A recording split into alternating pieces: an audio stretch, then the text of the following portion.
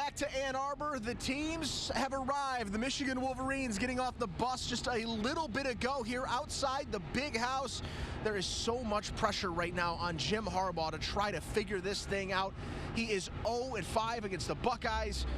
He has struggled. There is no question about that. But could today be the day they finally get this thing turned around? We will find out together coming up in just a little over 2 hours from now here in Ann Arbor. All right, welcome back in. Now, everybody that has played in this game or coached in this game has a unique perspective on exactly what this game means to both schools. Jack Miller, a St. John's grad, is one of those. Another guy who has come back home to Toledo to start his post-football career. We talked with him about the Michigan-Ohio State rivalry. First off, just kind of give people an idea. Since football has ended for you, what are you up to now? What are you doing? Yeah, work for the Highland Group doing insurance, work in business development. So just trying to find opportunities for us, whether it's property casualty insurance, employee benefits services, or personal insurance.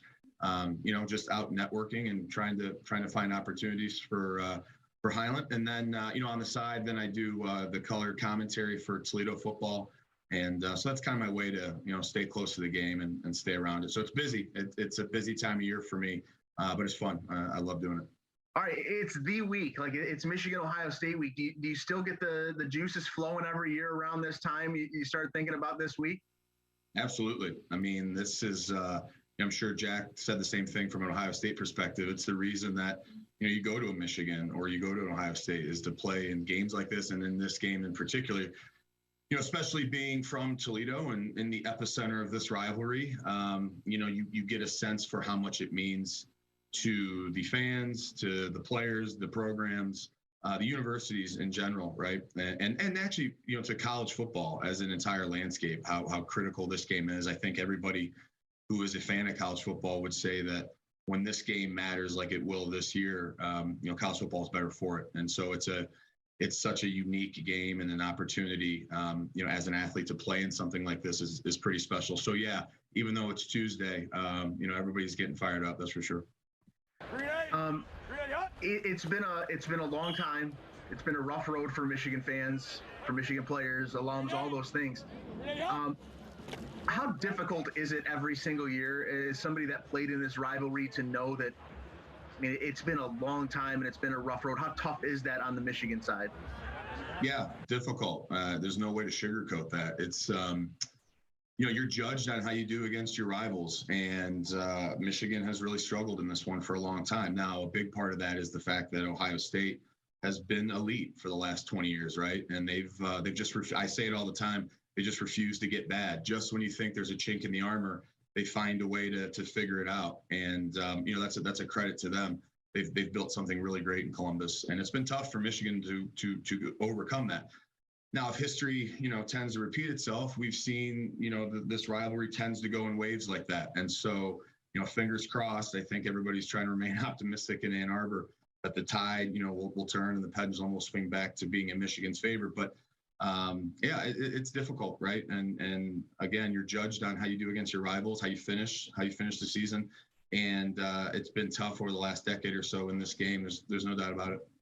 All right, give me the recipe. How does Michigan pull this thing off? They're going to be a huge underdog. What's the recipe? How do they do it?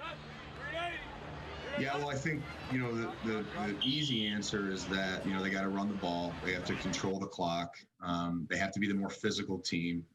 And they have to keep Ohio State's offense off the field. And that's kind of their identity anyway. That's how they want to play. And so that fits pretty well. This sounds obvious, but it's true.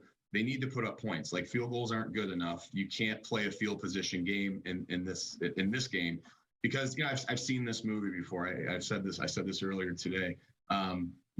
They can go toe to toe with Ohio State and play field position and play solid defense and run the ball pretty well, be the more physical team and feel like they're in control of the game. And then you look up at the scoreboard and that's not reflected up there. And then Ohio State will make a couple adjustments because they're very smart. And they'll figure out a way to put up 14 or 21 quick points, and everybody turns around and goes, geez, what happened, right? So you have to be able to finish drives with touchdowns. And, that's going to take explosive plays. That's going to take probably some turnovers. maybe a big special teams play, something like that. The recipe, the nuts and bolts of it are be the more physical team, run the football, and get to C.J. Stroud, right? And you got a freshman back there playing quarterback who has not played in a real hostile environment yet, and who really had. I don't think Ohio State had been challenged all that much, save for Penn State and Oregon, who Penn State goes down to the wire with them and Oregon beats them, right? So a hostile road environment, Aiden Hutchinson and Ojabo playing end, Mike McDonald, a defensive coordinator that hopefully can dial up some exotic things to confuse that Ohio State offense, and a young guy back there who's going to try to do something pretty incredible, which is be a freshman and go on the road to the big house and get a win. So, I think they have to find ways to confuse him, and they got to make some big explosive plays that put up points. All right, that was former Wolverine Jack Miller joining us. So he's a St. John's grad, and he has a very unique perspective of playing in this rivalry. All right, let's take another break. When we come back, one of the busiest places in all of Northwest Ohio the past week, the Buckeye Wolverine Shop. We will check in over there next.